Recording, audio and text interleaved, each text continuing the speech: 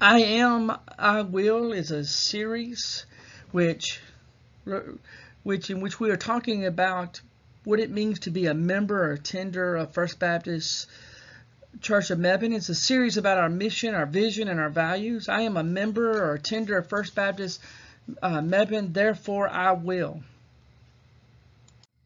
I will love God, love people, and share our faith in Jesus Christ together. This is our vision statement. This is our guiding principle, a clear, concise, straightforward statement to who we are striving to become, who God has called us to be. A statement that wasn't just dreamed up overnight, but through a lot of town halls, a lot of prayers, a lot of meetings, the church came up with this statement, a vision statement, to love God, to love people, and to share our faith in Jesus Christ together. And how we know that we are doing this and that we are living out this mission in our lives and in our church is through our core values. The first is compassion, which is a deep feeling of sympathy or sorrow for another who is stricken by misfortune, accompanied by a strong desire to alleviate the suffering. Romans 12:15, rejoice with those who rejoice, mourn with those who mourn. Compassion is more than just pity, but compassion is reaching out and trying to alleviate the pain of others. You see their plight and you try to help them. Next is love, a profoundly passionate affection for another person, a feeling of personal attachment or deep affection. It's for a parent, a child, a friend. Our passage here is 1 Corinthians 13, the love chapter. This is an application of the agape love that we have in God. An agape love that is evidenced in our lives through the use of our spiritual gifts, that we learn to put you before I. And we know that people will know that we are Christians by our love. John 8:32 says, you shall know the truth, and the truth shall make you free. In Jesus Christ we have freedom from sin, freedom from the shame and guilt associated with sin, and true freedom begins with a relationship with Jesus Christ. And then today we will be talking about integrity. Again, integrity is taken from 1 John 3:18, and this is from the Amplified Bible. Little children, believers, dear ones, let us not love merely in theory, with word or with tongue, giving lip service to compassion, but in action and in truth, in practice and in sincerity, because practical acts of love are more than words. And integrity is one of those things that many times we might have a hard time describing what it is, but we know what it is when we see it. Kind of like a duck-billed platypus. If I were to say, what is a duck-billed platypus? Describe it to me. Many of us will come up with all kinds of definitions, but there's probably not a one of us listening to this podcast who, if I flash up a picture of a duck-billed platypus, would not be able to say, that's a duck-billed platypus. And when we think of integrity, we look to the life of Joseph, a life lived that is recorded in the book of Genesis. And for many of us, when we think about Joseph, this is what we think of: his multicolored coat, his amazing Technicolor Dreamcoat, or a Broadway play. But the story of Joseph in the Old Testament is so much more than that.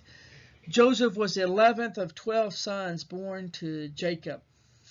And the importance of Joseph's birth was that he was the first born child to Jacob's wife, Rachel. Rachel was Jacob's beloved, the one that he loved more than anyone else.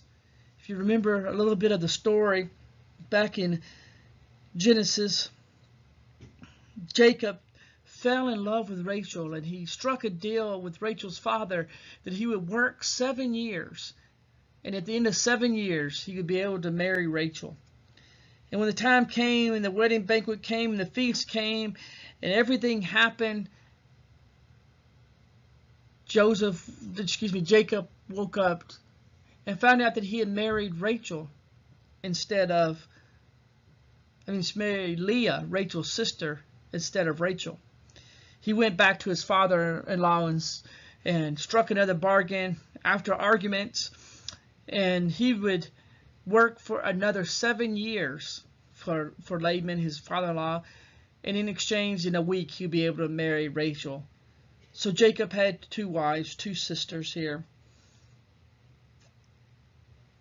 And after Leah, the wife that Jacob loved less than Rachel, had given him 10 sons, Joseph was born. And by the time he was a late teenager, Joseph had the job of sneaking out and spying on his brothers and reporting back to his father what was happening. And this, just all it really did was make the brothers madder and madder at him. You see, Joseph had these dreams, and he told his brothers of these dreams, and in one dream, they were working in a field, binding sheaves of wheat together, and all of these sheaves stood upright, and suddenly all the sheaves bowed down to his. You can imagine when Joseph told his brothers the story, they were highly angry and upset with him. And then Joseph had another dream where there was the sun, the moon, and 11 stars bowed down to him. And he quickly shared this dream with his brothers and his father, and they began to question him. And he told them that it would be that his brothers would come down and bow down to him. And then Jacob did nothing really to help Joseph along the way, if you will, because he doted on him. He gave Joseph a coat of many colors. For us today, colors are all around us, and people wear colorful clothing without us thinking twice about it. But in that day and time, clothing was of colors. Colored clothing was very expensive, and Jacob spent a large amount of money to buy Joseph a beautiful coat. And one day, Joseph's brothers had gone out to tend to the flocks, and they were about 50 miles from home, and Jacob told Joseph to go and check in on his brothers. And as the brothers saw him approaching from a distance, they hatched a plan. At first, they wanted to do was to kill him. But one brother had the wherewithal to talk the brothers down and calm them down, and they decided just to toss him in an empty well. And then they would just leave him there and maybe later rescue him and take him back to his father. But as they threw him in the well and he sat there, there was some slave traders who came by in a caravan, and for 20 pieces of silver they sold Joseph. They took the coat and put animal's blood on it and took it back to their daddy, all heartbroken. Oh, daddy, Joseph's dead. What are we going to do? We never saw him. All we found was his coat. And Jacob was so heartbroken that he went into a deep depression. And then in Genesis 39, we find that Joseph had been sold to Potiphar in Egypt. And he had prospered, and Potiphar had prospered. Joseph had a great gift of administration. And Joseph was in charge of Potiphar's entire house. And he was such a good administrator and caretaker that Potiphar's estate was being blessed. And Potiphar's wife flirted with Joseph and tried to force herself upon Joseph, wanting to have an affair with Joseph, and he resisted her. And then one day, as she forced herself upon him, Joseph ran out of the house, but not before she had grabbed his coat. And Potiphar's wife was embarrassed, and so she called for help. She told a lie. She said that Joseph tried to rape her and that he had fled. She later repeated this lie to Potiphar, and Joseph was sent to prison. And it was in prison that Joseph didn't just mill away, didn't just whine and cry. But what happens is Joseph was blessed by God, and he became in charge of the prison. And one day, Pharaoh had a dream, and none of his magicians could interpret this dream. They didn't know what it meant. But the butler told Pharaoh how he had heard that there was a prisoner by the name of Joseph who interpreted dreams of the prisoner. So Pharaoh sent for Joseph, and Joseph prophesied that there was going to be 7 years of abundance followed by 7 years of famine.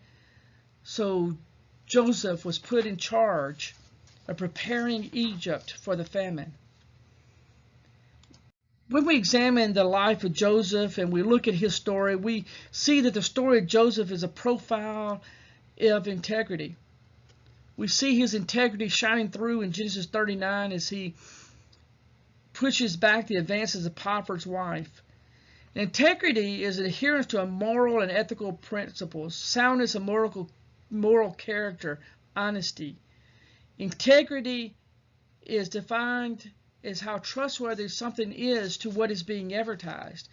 You see, we in America are very used to non-integrity when it comes to advertising. For all around us, we see false advertising. Something is promised to us and it fails to deliver. My first Instaset pool. There sits mom, and that pool is waist high. 3 children in that pool, laughing and smiling. But the reality of that pool is that one small child barely fits in that pool. And when we see ads like this, it calls into question the integrity of the companies around us. Or how about this? If you're like me, you love a good burger, and you'll see an advertisement that looks like the burger on the left with lettuce and tomatoes and cheese and pickles and ketchup and mayonnaise on a sesame seed bun. My mouth is watering just staring at this picture. But on the other side, we really see what we get when we order. A little bit of meat, some cheese, all mushed together. And we are so attuned or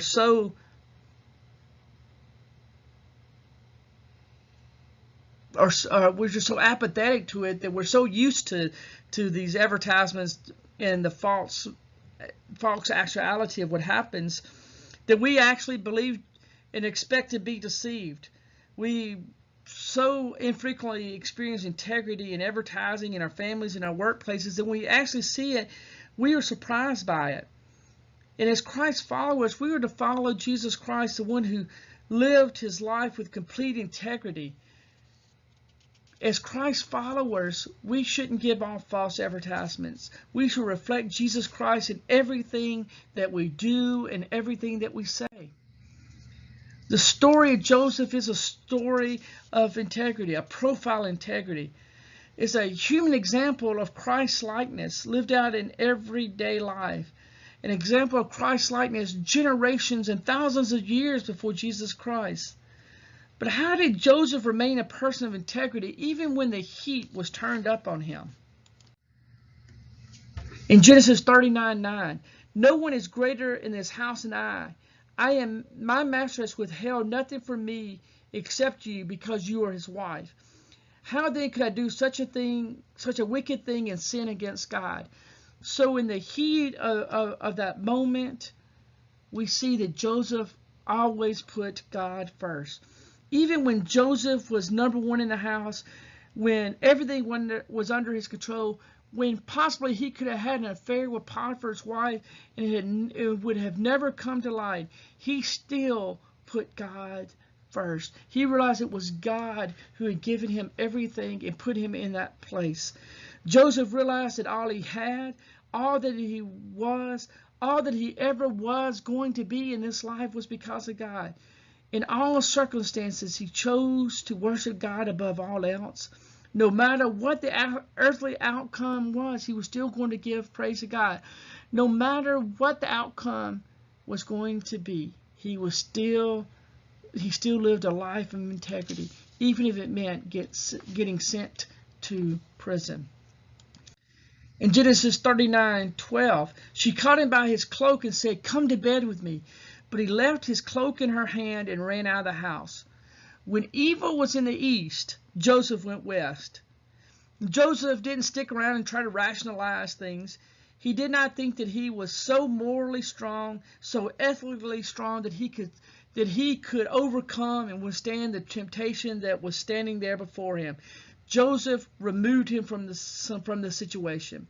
If you and I are going to be people of integrity, then there are times in which we must do the same thing. We must rise above our situation. We must not fall victim to the temptation that is set before us. We must flee the situation. And for us as a church, we must never settle for okay.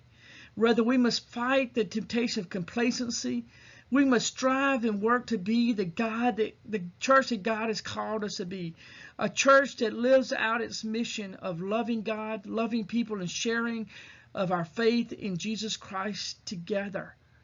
There's a temptation for churches just to be okay. And if we're okay and we do things okay, then it's good enough. But that is a temptation that too many churches fall victim of. And the church must rise above that temptation of mediocrity and strive for excellence in all that it does. And that is why it is a core value in our bylaws and in our church. In all that we do, in all our ministry, in all our activities, in all of our lives, we must strive for excellence. Never, ever settle for okay. Genesis 39:20-23. Joseph's master took him and put him in prison, the place where the king's prisoners were confined. But while Joseph was there in prison, the Lord was with him. He showed him kindness and granted him favor in the eyes of the prison warden. So the warden put Joseph in charge of all those held in the prison, and he was made responsible for all that was done there. The warden paid no attention to anything under Joseph's care, because the Lord was with Joseph and gave him success in whatever he did. There is not very much that is granted in life. Nothing is a guarantee other than life, death, and taxes. But I would also almost guarantee that at some time or another, each one of us is going to encounter situations in our life that will put us under pressure. Our lives will be filled with stress of some shape, of some form, or some fashion. And many times we find that, like Joseph, the pressure of the situation is not by our own doing. We get a bad report from a doctor. Our loved ones are sick and failing. The boss at work is pushing you to a deadline that is unachievable. Your life is not playing out as you had planned. Your friends are not supporting you as you thought they should, etc. And the tendency for all of us when we get stressed out, when the pressure of life is great, is to forget to honor God. In fact, so many times we just want to blame God. Why me? Why did you do this? Why am I under all this pressure? I'm the only person in the world who's under such stress. And as Joseph sat there in prison, falsely accused of a crime he did not commit, he still was focused on God. God still remained number one in his life, even when the pressure was high. Joseph, was continually faithful to God's call in his life. Even when he sat in prison, Joseph was the same person he was when he was taking care of Potiphar's wife. He was the same person he was as he sat in that empty well, wondering what his brothers were going to do to him. Joseph, in all that he did, was a model of integrity for all of us. I am FBCM. I am First Baptist Church of Mebane, and I will be a person of integrity. Joseph lived his life out loud in front of God. His entire life was devoted to being the person that God had called him to be. His entire life was devoted to being the person that God created him to be. Joseph put God first in all that he did. In every situation, Joseph worshiped God. He worshiped God when he was the spy's brother. He worshiped God as he was doted on by his father. He worshiped God as he was an outcast. He continually worshiped God when he was a slave, when he was the head of Potiphar's house, when he was stuck in prison. He worshiped God when he was a leader of the nation of Egypt. He worshiped God as he was second in command behind Pharaoh. Joseph was always a model of integrity. I am First Baptist Church of Mebane, and I will strive to always be a model of integrity. Amen.